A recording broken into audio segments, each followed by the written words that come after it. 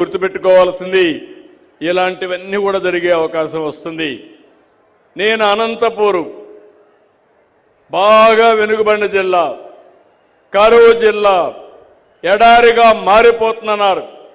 మారిపోయే సూచనలు వచ్చాయి. రాయదుర్గంలో ఎడారిగా మారకుండా ఉండడానికి నేను ఆ రోజు డబ్బులు ఖర్చు పెట్టి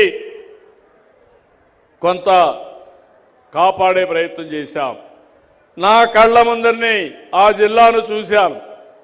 ఒకప్పుడు నీళ్లు లేక కరువు వస్తే వేరే ప్రాంతాల నుంచి నీళ్లు కూడా తీసుకుపోయి అక్కడ పశువులను కాపాడుకున్నాం. మన ఈస్ట్ వెస్ట్ గోదావరి నుంచి గడ్డి తీసుకుపోయి వేగంలో ఆ పశువులను కాపాడుకున్న పరిస్థితి.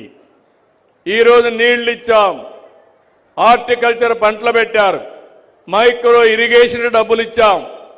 ఈరోజు అనంతపురం జిల్లా ఆర్థికంగా అగ్ర జిల్లాగా తయారయ్యే పరిస్థితుందంటే ఇది తెలుగుదేశం పార్టీ, ఎన్డీఏ, నేను గాని మా మిత్రుడు పవన్ కళ్యాణ్ గాని ఆలోచించే విధానం అని మరొక్కసారి మీ అందరికీ విజ్ఞప్తి చేస్తున్నా. ఈరోజు అమరావతి ఉంది, మీరు గుర్తుపెట్టుకోవాలి. పోలవరం పూర్తి చేస్తే నీళ్లు వస్తాయి. విశాఖపట్నం మొన్నే మీరు చూశారు. విశాఖపట్నం నగరంలో గూగుల్ వచ్చి డేటా సెంటర్ ఏఐ పెట్టడానికి ముందుకు వచ్చారు. మనకు ఆర్థిక సంస్కరణలు వచ్చిన తర్వాత మొట్టమొదటిసారిగా 15 బిలియన్ US అంటే దగ్గర దగ్గర 1,40,000 కోట్ల రూపాయలు పెట్టుబడులు పెడుతున్నారు.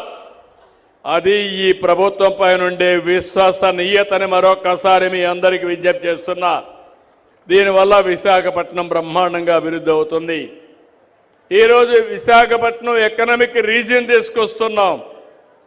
ఇప్పుడు ఇక్కడ ఉన్నారు, 1 అవర్లో మీరు అమరావతికి వస్తారు.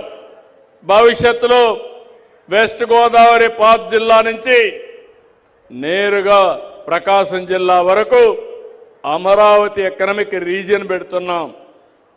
నెల్లూరు నుంచి కర్నూలు వరకు తిరుపతి ఎకనామిక్ రీజియన్ ఒకటి ఏర్పాటు చేస్తాం. అమరావతి పనులన్నీ ముమ్మరంగా జరుగుతున్నాయి. మన పిల్లలకు ఉపాధి కల్పించాలంటే మీరు ఇక్కడ చేసే ఉద్యోగాలే కాకుండా అక్కడ ఉద్యోగాలు కల్పించే దిశగా ముందుకు పోతాం. ఆ ప్రాంతాన్ని మీరు గుర్తుపెట్టుకోవాల్సింది 2028కి ఫేజ్ 1 పనులు పూర్తవుతాయి. ప్రపంచంలోని ఒక సుందరమైన నగరంగా అమరావతిని తీర్చిదిద్దే బాధ్యత మేము తీసుకుంటాం. విశాఖపట్నం వస్తుంది, అమరావతి వస్తుంది, తిరుపతి కూడా డెవలప్ చేస్తాం. అక్కడ వెంకటేశ్వర స్వామి ఉన్నాడు. వెంకటేశ్వర స్వామి పేరు చెప్తే ప్రపంచంలో ఉండే హిందూస్ అంతా తిరుపతికి వచ్చే పరిస్థితికి వస్తారు. దాన్ని కూడా డెవలప్ చేస్తాం.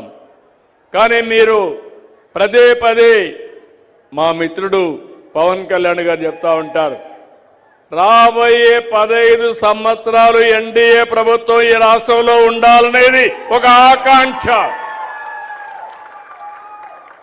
ఈ ఆకాంక్ష అంటే దేనికోసం మీరు ఆలోచిస్తే 9 సంవత్సరాలు నేను ముఖ్యమంత్రిగా 95 నుంచి 2004 వరకు ఉన్నాను.